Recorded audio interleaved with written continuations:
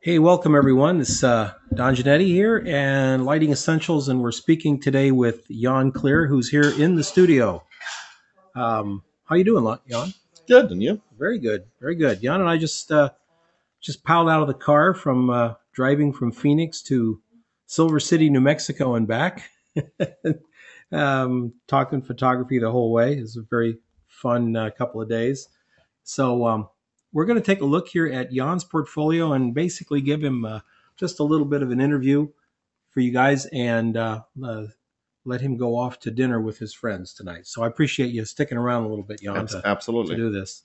I first met you when? About 2006? Some in that time frame. 2000. That I was trying to figure out the other day. I think it was either 2005 or 2006. Yeah, it was in Seattle.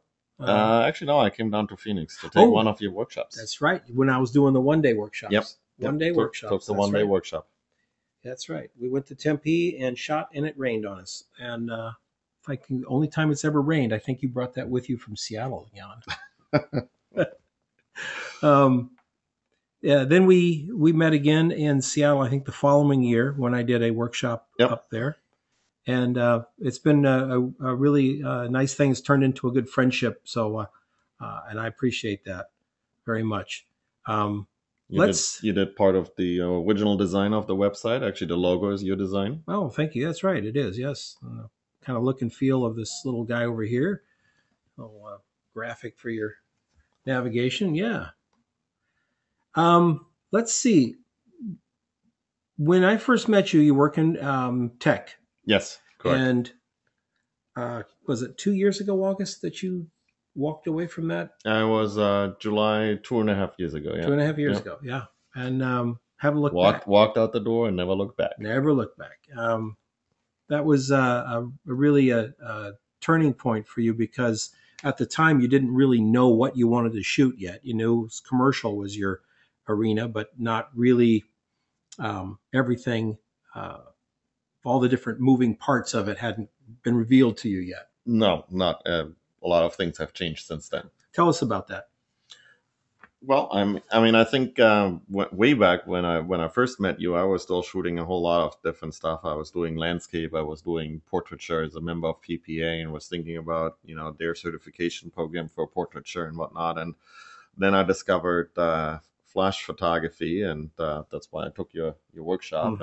And you know, over time, I kind of peeled one layer of the onion away after another, and so I dropped different genres by the wayside and kind of narrowed in on what I really enjoyed shooting. And today I'm a fashion photographer in New York City. The fashion is the one genre that was left after I finished peeling the onion. Mm-hmm. The last layer that I just about a month ago took off that proverbial onion is that I was shooting food for a long time as well as fashion, and I've left the food behind and I'm focused now just as a fashion photographer. Mm-hmm. But it was a long process of figuring out what I like doing, what I'm good at, and eliminating these other things to see, what do I get inspired by, and also looking where my strength is. The many years of working in other jobs left me with working with people. So I Mm-hmm. think what really comes down to is I enjoy the process of creating an image and managing a team through that process. It's not just about working with the camera, but it's about finding a concept or having a client that has a specific problem and then going about solving that problem. And I find that in commercial photography, I can do that most often. And so that's where food fell in, where other commercial assignments fell in. But then in the fashion combines that aspect with my, visual sense and inspiration. And when you were in Seattle, you were shooting fashion there for modeling agencies and And local local designers. designers. Yep. Have you continued with that as you're in New York City? Are you changing your focus, so to speak, of the type of clients who are using your work? Not necessarily. I mean, right now. I'm not as focused on the modeling agency. It's really a more commercial and editorial aspect of Mm-hmm. fashion, but still going, working with the designers and magazines or targeting magazines for editorial assignments. So yeah, that's really still the focus. Excellent. What was the hardest thing you had to face after you left your job? I think you were manager at a Taco Bell, if I remember right. No, No. no, Subway. It was no, it was a very, very good, lucrative job that you left. And what was Yep. your toughest thing that you had to face the Monday after you said your goodbyes and shook hands with all your friends and folks? You'd been there quite a while. Hmm. Um, Well, I think the it's a good question. I hadn't actually thought about it that way, but I think part of it is that um, you know you're on your own, and you need to you suddenly kind of answer just to yourself, and you have to motivate yourself.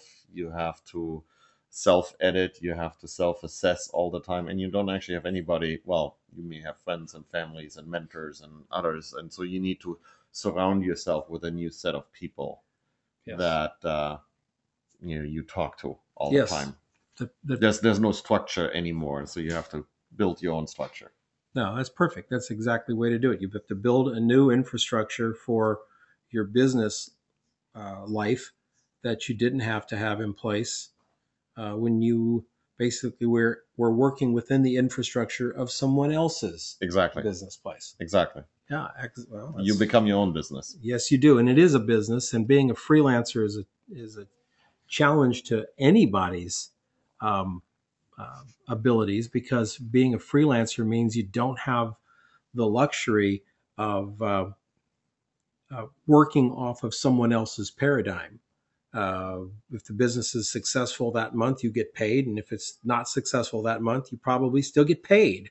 And when you're a freelancer, it's directly proportional to, Yes, and sometimes you never get paid. yeah, and sometimes you never get paid. Yes, that's, that's the public service part of Yes, what we exactly. I The heard shoot may be good or it may not be good, but yeah. I had a guy talking recently about a nonprofit organization. I thought, oh, that's freelancing, right? Yeah. Well, you moved to New York City about a year ago, Yep.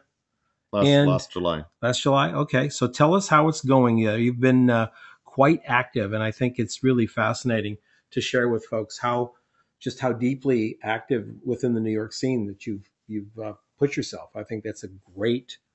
Um, Well, the yeah, I mean the move to New York City, we had talked a lot about it, my wife and I, and we talked for a long time that we wanted to do that. We wanted a better market both for my business as well as her career, and so finally all the pieces kind of came together where that opportunity came up, and we jumped on it. It was a lot of work, but it has been very good to me. I mean, business wise, that last 9 months that I've been in New York have been better for my business than the best year in Seattle by a far margin.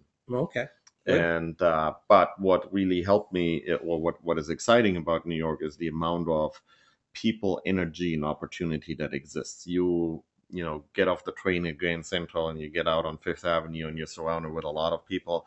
And the one thing that they all have in common is they want to make shit happen.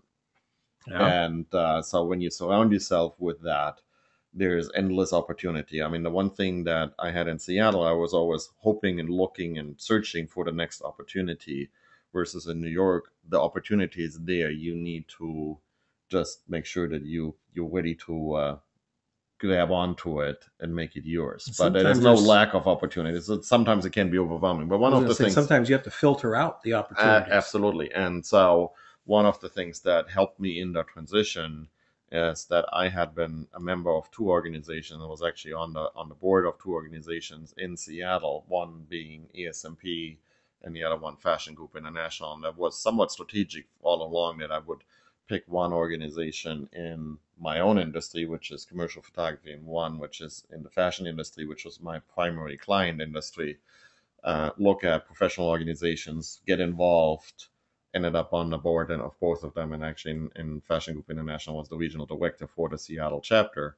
And so that gave me a tremendous amount of connections. And as I got to New York, Both of those organizations have very large Fashion Group International is actually headquartered in New York, and ASMP has the largest chapter of the country is in New York. We have about 900 members, and so when I got here, got to meet the board members in New York, got on the board here, got immediately involved there, and then in Fashion Group, member of committees and doing things there. So, the key to any opportunity is networking. But the problem with networking is you need to have a beachhead. You need to be able to start somewhere. And clearly my work that I had invested over the years in these organizations in Seattle gave me a perfect beachhead to start my network in New York, because you can't just walk down Fifth Avenue and it's like, where am I going to start here? Right? That's just, it's overwhelming. So But this was that a gave me, strategic plan on your part. oh, absolutely, yes. I mean, I don't spend as much time and money on the standard marketing activities, but I spend a lot of my time, essentially part of my marketing budget goes to volunteering for these organizations, and it clearly has paid off. Excellent. Excellent. As you have progressed from Seattle, I mean, when we first talked in Seattle about you, when you approached me and said, I'm thinking about quitting my job and going to be a photographer, um, we took a look at your portfolio and kind of made some changes to it. And it's changed over time. Tell us about some of the struggles you had or some of the challenges you had with building a portfolio in what is a good city. I mean, Seattle's a good town for commercial photographers, but it's not a fashion city. Right. While there's some fashion happening there, it certainly isn't a fashion town as far as the business is going. So what were your first challenges, and how did you deal with those? Well, the challenge that you have is you need to in the case of Seattle is to actually find designers um, that you would find representative of the kind of work that you want to do. Is you can go into any city and there's going to be somebody that calls themselves a fashion designer or a stylist, but are they actually pulling clothes that are on trend, or do those designs actually really work? I mean, one design I actually worked in early on, and it certainly helped me in doing shoots and getting some stuff that I can show. But she was a lot into recycled clothing, so she would go to Goodwill and other places, and she would buy clothes and rebuild them. And she has a good clientele that follows her. But as a fashion photographer, well, if she pays me to do something for her website or for her lookbook or whatnot, that's great. But as a fashion photographer, I can't use that in my book because it's totally disconnected from the seasonal trends of the industry. Right. And so it was hard to find designers and people to work with that, in the larger scheme, you could build yourself a reputation as. And then when I came to New York, I had a book that had a whole lot of Seattle fashion in it. And when you come to New York, that doesn't really count. So I'm in the process of, putting New York back to ups and much edgier clothing and models and stylists from New York agencies in my book. And so that's the process I'm in right now, because you have to fit into the market. The market is uh, the market dictates a lot in the fashion industry. Um, Models are a big part of fashion photography. That's a big duh. I know people out there going, "Well, that was great insight, Don. Thank you very much." Um, but they're also, I think, some of the biggest challenges that photographers face all over the country. One of the things I tell photographers, and I mean this with no disrespect or any kind of negative things towards girls who are not 5'8", but if you're a fashion photographer and your goal is to get out and shoot some fashion, you just can't shoot girls that are under 5'8" in a fashion situation. Do you agree? Oh, totally. I mean, I would actually say you can't shoot anybody that's like less than 5'10", Okay. and has a size 2 dress. Hmm. And because you go and have that in your book, and it has happened to me, because early on I shot with models that were not that didn't fit these parameters, and you go into the agencies, it's like, you have to take her out because she's not a signed model. Hmm. And it's good to get started. It's good Hmm. to Well, it's good practice. it's good practice, And but it's they don't belong into your book. And to the same extent, I just shot an editorial, and one of the requirements that my mentor on the fashion side gave me is that editorial, everybody on the team has to be signed with an agency, because part of the credits that go into the editorial, they will look at who did you work with and which agency did you work with. And so I think it's okay to start out with your friend or somebody else that but you need to get rid of the street clothes and borrow get some clothes, and then later return them from Nordstrom's or wherever else. Get a stylist that can actually put it together. Get a girl that's tall and thin enough to be, and then as quickly as you can actually get a model that is actually with an agency, because there's more than just the inches and the dress size, because it's about the face, how she fits the market. It's the experience of the model. Get an experienced model, because you have so many other things that you're already worrying about. The last thing is you need to actually train that model where to look and how to pose. So the faster you can upgrade, the better you're off. We talk a lot about it in the workshops, and there's always this sort of tendency. Well, how do I get with an agency here in town if I don't have any pictures? If it's not New York, pretty much almost any other city, you start with the girls that are at hand. I mean, as long as they are attractive in clothes, etc., you start with those. The agency isn't going to wrap you. The local agency isn't going to wrap you for having a few petites in your book, as long as the pictures are good. But then once you make that transition, you just got to stick with agency models. Yeah, it's good as a starting point. You've got to learn how to light exactly. You don't want to learn how to light as a testing photographer. That can be the kiss of death. So find the people that you can work with, and work with them until you get a point where you can, Well, and the good thing that I have found is, if you're an easy person to work with, if you're fun to shoot with, I mean, one of the things I found is, on the first time I worked with a new model, or the first time I work with a new makeup artist or stylist, I always make sure they get paid, whatever their rate is. But very often what I find is you shoot with them on the first shoot and you pay them, and they appreciate the work that you're doing. They want to collaborate with you again. So, in the later time in Seattle, I mean, I had a longer list of models and makeup artists, and to some extent even stylists, where we just had creative collaborations. And so it's actually, I mean, eventually you have to have a range of models. You can't shoot the entire book with a single model, even though there's a fantastic book by Wenk, and it's the entire book is just Heidi Klum. He shot an entire book with just Heidi Klum. But she's Heidi Klum. Yes, yeah. True. However, if you approach it correctly and you have a really, really good model to work with, I don't think there would be anything wrong. If you have access to only one dress size 2 or dress size 0, 5, 10 model that has decent experience modeling, and you find it harder to find other models or don't have any means, make your entire book with her. Sure. If she's a good model. Yep. If she is. Yep. But then you have to be consistent. So, but my point is like, once you get started, and if you treat people correctly, you will actually build a reputation, and people will come to you and want to collaborate with you. Now, the trick there is not that then when you collaborate with them, it's not just their shoot. I mean, I had makeup artists come to me and say, hey, I have this concept that I want to work, or I have this and that I want to have in my book. And hey, if I'm not busy doing something else, I'm always game shooting. And so sometimes I did an entire shoot and it was their concept. It is the picture that they wanted. It's the model that they found and wanted to work with. I was just a photographer.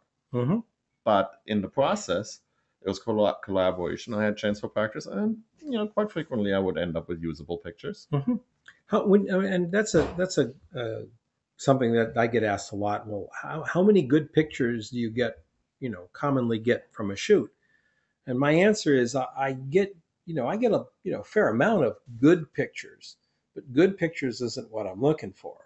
I'm looking for a great picture. And if I shoot a test shot with a model and I only get one great picture, I'm happy. That's probably about average. I'm happy. Yeah. If I get two, wow, that was a great day. I think when it comes to great pictures that you would consider putting in your book, I think you probably get one from every other shoot when you're testing. Right? You might get one and say, okay, that's a keeper, and then you might have a shoot where you get a whole bunch of good pictures that you're happy with, but they may not Well, turn out to yeah. be And when you're great enough. first starting out, your book is going to have some great and some good in it. Yes. But you've also got to be smart enough to know when the good ones have to be replaced by the great ones, which is one of the reasons that I constantly tell fashion photographers, or any photographer actually, is shoot, shoot, shoot, shoot. You can't get great pictures if you don't make a lot of mediocre pictures to get a couple of good pictures to get that one great. Well, You've I think got to really absolutely, and click the shutter. I think what you always have to where so many, and I had that conversation with another photographer recently, where you always get stuck is you look at somebody else's portfolio and you say, "Wow, those are amazing pictures." Well, to not quote the recent political trends from the last election, but what you're seeing is the 1% of their work.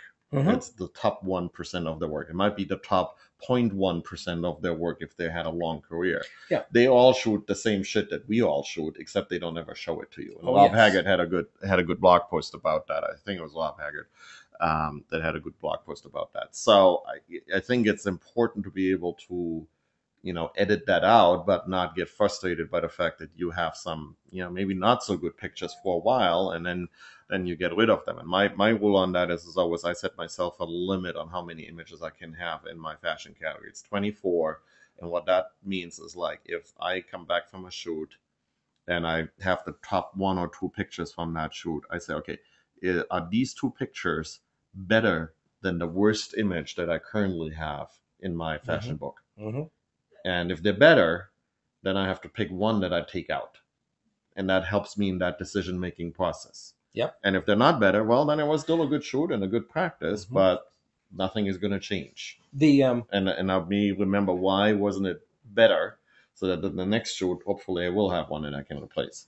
I can remember back when I assisted both in New York and LA. I did a lot of darkroom work for photographers, and I can honestly tell you, you'd run. Photographer would have a model, maybe doing a shot for Nordstrom's or California or LA Magazine or whatever. Have the model, and they'd shoot and shoot and shoot and shoot and shoot and shoot, and we'd make contacts. I got to tell you, 99% of those pictures were pretty bad.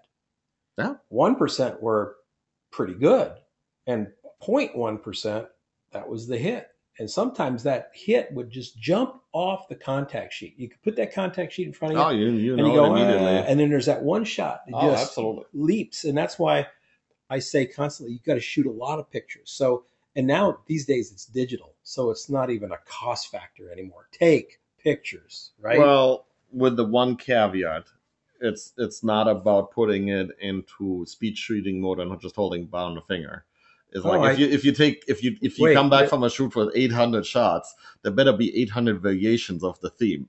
Oh, I didn't know that. I thought that 1DS Mark III with 11 frames a second just meant I could get through the job faster. Pulling your chain now. Yeah, thank you. Thanks everyone for coming along. That's right. If you hire the model for 2 hours, it's a lot cheaper. Yeah, just get it banged out. You have, you're a good food shooter, by the way. I know that. It's not in your book now. I know you're a good food shooter. But recently you've spoken with some different people, and they've advised you to take the food out of your book there in New York and just concentrate on the one thing that you want to do. Yeah. And then this weekend, I kind of explored with you one other additional thing that's an ancillary of what you're doing. So it's not like food to fashion. Right. It's editorial portraiture to fashion. So I think that would do very well. Your product work is all fashion product. So you're staying within the genre, right? At least what's in the book. Yes. And I think this is something that you can do in New York and possibly San Francisco, possibly. Most other cities, you're going to have to generalize a little bit. You can have a specialty, but you got a few more other things. When you were in Seattle, for instance, you were doing a kind of a spectrum of stuff. I mean, fashion one day, food, product? Right, food and fashion were the main genres, but it was a broader range, and Mm-hmm. occasionally I would shoot an event or something like that. Did some video work, etc. Kind of more corporate work.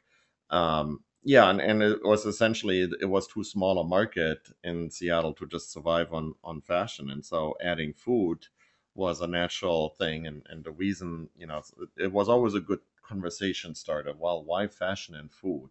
Sometime I kind of had a couple of jokes about it to break the ice. But I think later on I got into a better conversation mode on that because they actually, when you think about it, share very similar creative processes Mm-hmm. because you bring a team together. You start with a pre-visualized image that you're trying to do, and then you build it up. So the way you light, the way you assemble the set, the way you put it together, there are some key similarities between the way you do a fashion and a food There's shoot, and so they there's trends. just trends. Yeah. So this that sort of thing, you can't shoot yesterday's. There's also what I would call layers. I mean, there's a difference between shooting a hamburger for a Burger King ad and shooting, a fine dinner for travel and leisure.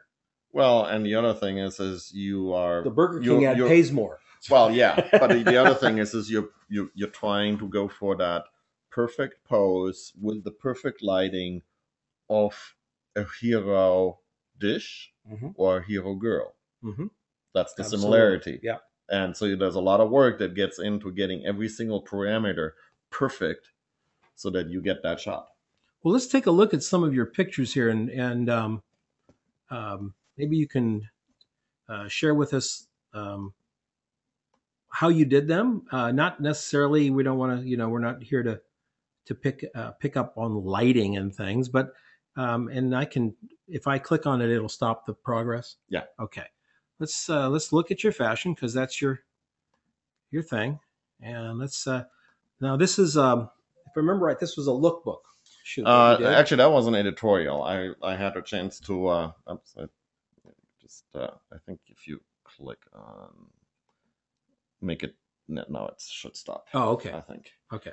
That was an editorial. I actually wanted to shoot something for a magazine, and so I first enlisted a stylist who actually is also a designer I had worked with before. So we had collaborated over time. Mm-hmm.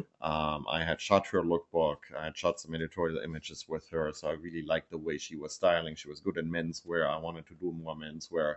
And I was discussing with her shooting for a magazine. And so we brainstormed a couple of different ideas. And the leather jackets and pants that the models are wearing in this shoot were actually from a designer in Paris that she knew from her school, and so she had temporary access, had them shipped in, and we then built the rest of the editorial around it. I knew the location, got the models from the agency, got the makeup artist and hairstylist on board, and assistant. We spent a day in actually the Wayne out in forget it was out on the islands in Seattle where we shot. That's an old World War II fortress. That's the backdrop here. And two different models. Two different models. Yeah, I Yeah. actually like a lot to shoot with two different models that play off each other. So there was a story about the good and the bad Mm-hmm. that were kind of like juxtaposed, which you find a lot in my style is finding juxtaposes in work. I mean, you see it in this shot here. You have the Mm-hmm. guy in the background. That's the evil, and the good is kind of much more soft and modern in the font. Okay. Very good. Um,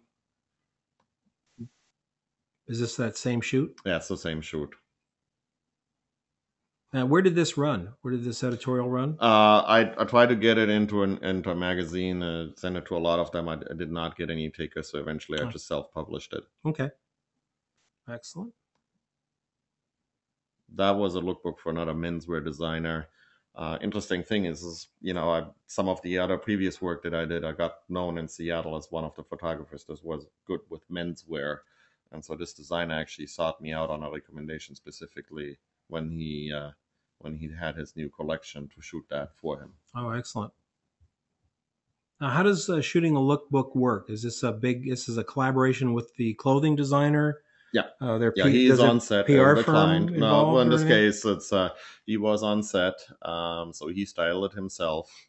And we knew how many looks we had. And when you shoot a lookbook, it's very you do need to know what's important for the lookbook. So you need to get front, back, some detail shots. You need to. It's critical that you can see the clothing. So as you do the lighting, keep Mm-hmm. in mind it's not. Don't go too dark if you can't pick out the texture of the clothing, or if you don't see how it hangs. It's not going to work as a lookbook. So there are very specific technical requirements, and I think that's one of the distinctions when you shoot in the fashion industry versus you call yourself a fashion shooter is actually try to understand the client's needs, because there are technical requirements to that. Yes, It's not about absolutely. shooting pretty people in that case. No, it's not. I sometimes worry about folks who say they're in fashion. We were sharing, and we don't talk names. We don't use specific names because I'm a kind and benevolent interviewer. But we were talking about one particular photographer. I clicked on his fashion tab, and all the girls were naked. And I thought, I know fashion, and it generally involves some sort of wardrobe. Typically, yes. Yes, and I've gone back to that Otherwise, photographer's page. you're a portrait shooter. I've been back to that photographer's page daily now. To no, just otherwise you're a portrait shooter or a people shooter or a glamour shooter or whatever, but it's really not fashion. That's right. Um, And it actually has to be fashion that's on trend, and hmm there's a lot of other requirements as hmm well, properly styled. What is this shot? That was actually the lookbook for the designer that styled the earlier editorial that we looked at. Oh, okay. And you see the detail shots here. That's actually whipstop fabric that she was making that shirt out of. So it's very similar to like a shower curtain. And so as a close up, there's actually water sprayed on it. So you're trying to show off Oh, the okay. qualities of the material.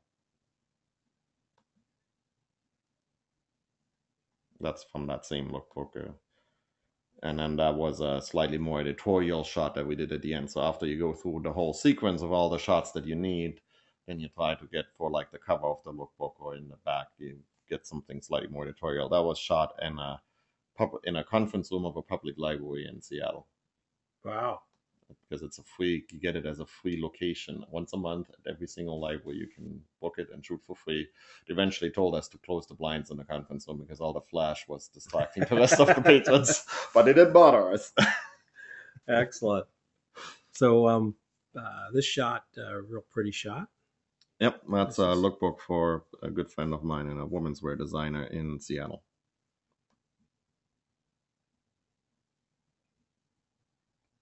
and this model is a Seattle model. Yep, she is with Seattle Models Guild, Michaela. A little bit about the lighting. What is your? I know most photographers have a go-to. Are you kind of using one of your go-to lightings here? I mean, when you start to shoot a lookbook in specific, do you have a specific type of light that you No, normally use? I No, make it up as make I it up. go every single Okay. time. I mean, I have in mind what the image should look like, Mm-hmm. but and then I'll just make that happen.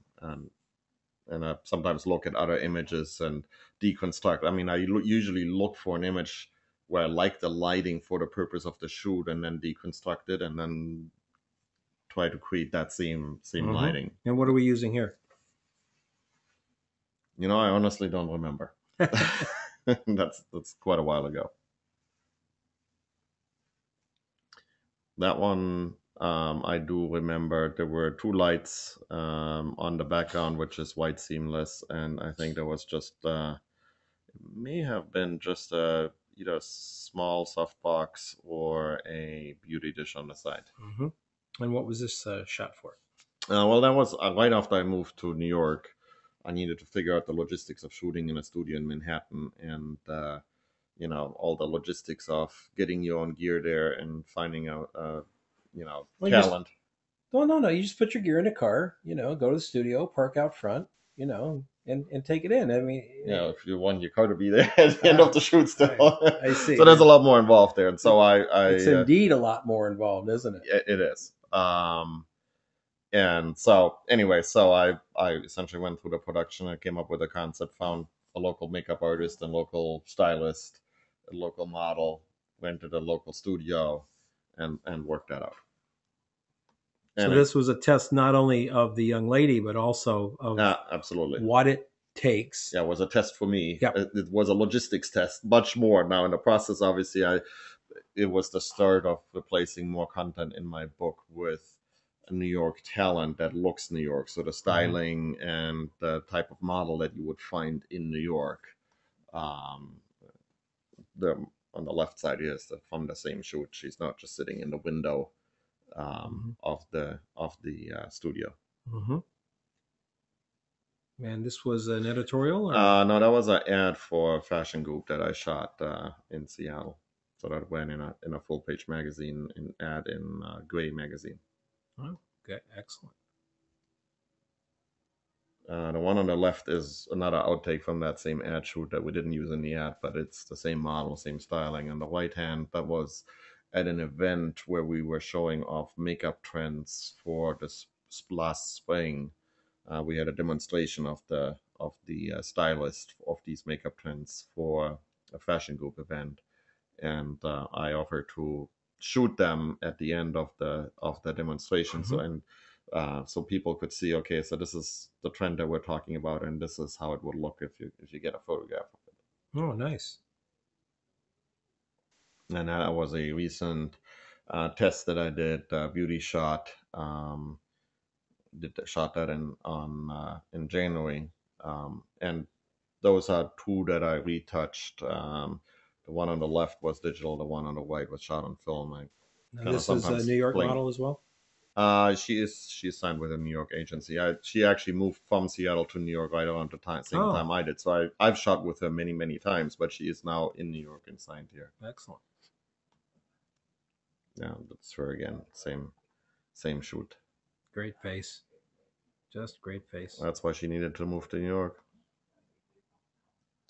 And that was a small personal project with some jewelry. And we talked earlier about models. I had actually worked with that model on a previous shoot and wanted to shoot some jewelry more close up. I had a specific concept in mind, and so I just contacted the model, says, I would like to shoot that. You're game for it, and she was totally game for it.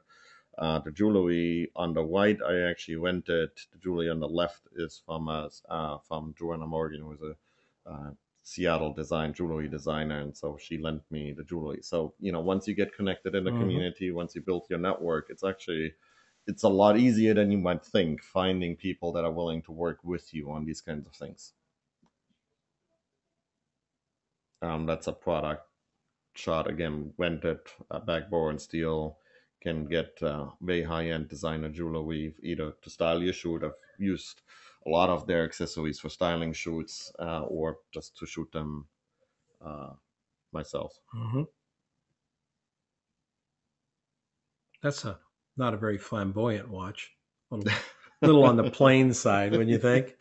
I mean, I only count like a gazillion diamonds set in gold. They were not diamonds, but presumably not. But it was a nice watch, and I had it for like 7 days. And Rocky Dante, that's Tara Savage's handbag line designer in Seattle. I've done a lot of work for her and with her, and so she recently asked. I shot several catalogs for her, and so she recently asked me when she designed something new to make some more editorial images. So that's one of the shots I did for her, and that's from the same series. Same series. Yeah, that's her 2013 collection. That's actually a really old shot that I did for jewelry design in Seattle, but it's always kind of a nice image to close nice up piece. with. Sometimes, the nice thing about jewelry is that does not necessarily go out of style like the fashion does. Not quite as much, no. Yeah. And of course, this is one of your iconic images here. It is, yes. Been on my business card for a long time. When I was shooting fashion, and I don't shoot fashion anymore, but when I was shooting fashion, one of the things that we always had to do was keep the book fresh. And basically we had two major seasons, spring and fall. It's now up And, to 8. huh? It's up to 8 now. Yeah. See, and it, for I can remember when my book had big hair and wide belts, and then 1 year later, white belts were like the kiss of death because that was last year's fashion. Nothing said dolt like having something with a white belt in your Yep. book. So you're constantly reviving your book. That's why the testing And comes in. that's more important if you're in a market like New York where everybody is in the know of the fashion. If Mhm, you're in a more regional market, Seattle has its own fashion style, mhm. and while it is somewhat connected, I've, probably more when it comes to color trends. I I've mean, been to Seattle. orange It's orange was a big color for isn't it spring. corduroy and plaid? I think. No, but it is a little dull. Let's take a look at your people shots here. Yeah, so actually one of the things we talked earlier about models. So one of the things that in my fashion book is key now is it's like everybody in my fashion book that we just looked at, those are all models from agencies. So that was a key requirement for me to finally get rid of any of the images that didn't have Right, models that would pass the test, so to right. say. Now, when it comes to more editorial work, you have a lot more freedom to And include other and models. editorial portraiture. I mean, Oh, you can shoot you anybody. can shoot anyone. I mean, if you have a petite model that you work with and she's really good, the thing to me is she's not going to come over wearing the latest fashion No, because that looks silly. But she can, short or I mean, cutoffs and a polo shirt and playing volleyball and stuff. What it doesn't matter at those things. that's right. It doesn't matter at all. So you can build a really nice lifestyle portfolio that can help at least introduce you into the world of fashion because it's people doing things and Right. and that can introduce you. So if you don't have the availability of 5'10" models who wear size 2 dresses, and you do have the availability of a couple of 5'6" or 5'5" girls, just don't try to shoot haute couture fashion with them. Shoot like this editorial portraiture, editorial people, and it doesn't look so goofy. Yeah, absolutely. So actually, the one on the white, since we're on that, so that was you've seen the jewelry images that I Mm-hmm. shot. Mm-hmm. That was the first shot I did with that same model. That's where I got to meet her, Oh, okay. and it was in fact the makeup artist that knew her and brought her to the shoot. So that's how I got to meet her. Mm-hmm. Same model on the Same right, model. different model on the left. This is using a mirror in your studio, or was it a? No, that's actually a bathroom at the studio, and so that's the mirror that's separating the shower stall. Ah, okay. So, but and then there's a little quirk you see, seeing the retouching took that out. Yes, So yes. kind of as a little juxtaposition. That's this right here. Yeah, and the reason they This. actually appeared as a thing is they're actually standing in the same place in the Mm-hmm. bathroom. It's the same location, two different models, two different treatments, two different shoots. But So it's so wonderful to be a model and get come down to the photographer studio and shoot in the bathroom. It's just I've shot in every single place in that studio. That's the bathtub that's right the next to bathtub. it. Fun shot.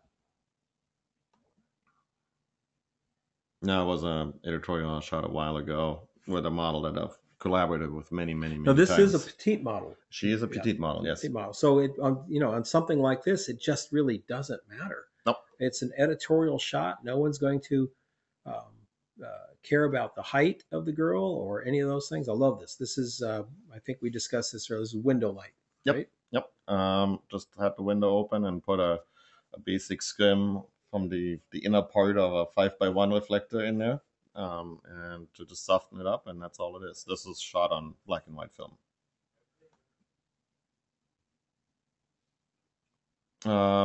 One on the left, just another model I've collaborated with many, many times. We kind of got to meet us through her agent when we both started out, and so we kind of built our books together. Sure. And so as part of that, sometimes we would get the bug to shoot something. So in this particular case, got the bug to shoot, we said, okay, let's jump in the car. She grabbed a couple of clothes that she had around the house, and we spent an entire day driving around Ellensburg in all kinds of places And and where just is shot. Ellensburg? That's just an hour east of Seattle, just over Ah, the mountains. And she had lived there, so she knew everything. We went to eat peanut butter and jalapeno burgers and or something like that, wow. and went to the bookstore and drove down You this shot a back lot of road. very, very editorial. Absolutely, Her we went. browsing for books and her eating and the rest of it Yep, just yep, shot, right? yep, exactly. And we went down there, and there was this road, and just lots of gun shells around it, and people shooting, and we kind of doing different kind of shooting. We just had a good time Sure. all day long. Now, do I recognize this girl? Yeah, you probably know her from the Macultia studio. She Oh, was okay. there quite a bit. Okay, is she the girl with the not so good? Yes. Okay, yeah, cute face though, great face, nice shot. Yeah, and that shot was styled by the one designer that I had This one mentioned here. earlier. That was doing a lot of recycled work. So it's a nice shot. Mm-hmm. It does work in the It people section works here, in but yep. you wouldn't put that in your fashion book because Right, it's not on trend. right. Um, and by the way, for those aspiring fashion shooters out there, you can't go down to Kmart and get a T-shirt and a pair of jeans. That's not fashion either. That's called off the rack or catalog or whatever, but it's not fashion. No. So work with a stylist and know it. I always say when someone says to me, I want to be a fashion photographer, one of the things I always say is, how much do you know about fashion? You see, if you're a car photographer and I say 57 Aston Martin, you know that car. Hmm. You can describe it. You can see the tail fins on that thing. If I say Dolce Gabbana, last year's swimsuit line, do you know what I'm talking about? Because if you don't know fashion, and you've got to be involved in fashion as a lifestyle. Well, and as a matter of fact, when you're a fashion photographer, you do actually have to wear it. Yeah. You have to look the part too. Yep. Yep. So this is So when you're a fashion photographer in New York, plan on investing about as much into your wardrobe as you invest into your camera equipment. oh yeah. This is these are same. No, it's not the same model. The one on the left is the model we just talked about that I collaborated with her Uh a huh. lot on, Right. and then the one on the right, I think it's the same model that we saw earlier in the bathroom. I And shot with it. As you see in my book, I over time I got to meet a couple of models and we that's collaborated well, and you see them in different shoots over and over and mm-hmm. over again. But But it's style differently and style differently, totally different concept. But then you also have a much better connection when you're on set because it's so true collaboration and sure, there's a connection that really works for the camera. sure, absolutely. This is over on the east coast of Olympic On Island, the west West coast Coast, of the yeah, that's Olympic Island. that's right out on the beach. Oh, it's Pacific Beach actually. I think it's It's called. nice and warm. About what do you think? About 90 degrees, 88 Yeah, yeah, that degrees. was shot in April. Yeah. It was freezing. So low 40s, high 30s, maybe. Oh, it was like mid 40s Yeah. probably. Um, Always great to find a model who's a trooper. Yeah, Go out and do that. just a model test, not a model I got worked with quite a bit over time. Mm-hmm. That was a test for an agency. That's the same petite model we saw earlier. Excellent. Well, this is it's a fabulous. I'm going to click on this while we chat. It's a fabulous uh, thing, I think, for the photographer's lighting essentials to be able to hear someone who's out doing it, not someone who's like really sort of done it already and has this big jaded view of it, because that's not you. You're still scrapping. Oh yeah, totally. Every day is another challenge. Yeah, you're still scrapping for the jobs you want. You're positioning yourself well. You shared with me your very meticulously crafted uh, client prospective client list Hmm. thing that you're using with Salesforce, right? Hmm. and you've identified. Well, tell us how you did that. What was your? I know you've identified magazines, art Hmm. directors, and the whole thing, and built a real um, strong uh, uh, plan to get your work into some magazines. This is, you got a Yes. strategic plan to get your work into some specific magazines Right. as a way to foothold into Yeah, you the need to next be. level. Why do you need a beachhead to get further? I mean, while I was in Seattle, I did get some editorial placement. I did get a cover on a magazine. I got some full page ads in magazines, so I have that. But the next level for me is to get into a what I would call a B list but serious fashion editorial magazine. That could be, um, there's a long list of them that I have that I want to go after, and I don't want to necessarily get into specific names, but there's a long list, and Right. that then builds the credibility with the New York community. To go after certain designers and new stylists, because when you work on an editorial, they want to know, who have you shot with, and I just shot an editorial, as you know, that I'm still working on getting placement for, and some of the talent that was on there, they've shot for, and you go to the agency, you look at the portfolio of the stylist, and they've styled celebrities, they've styled A-list magazines, so you need to build that credibility, so you get to work with that talent, and then they have connections, and it's this, you just follow the thread along. Absolutely.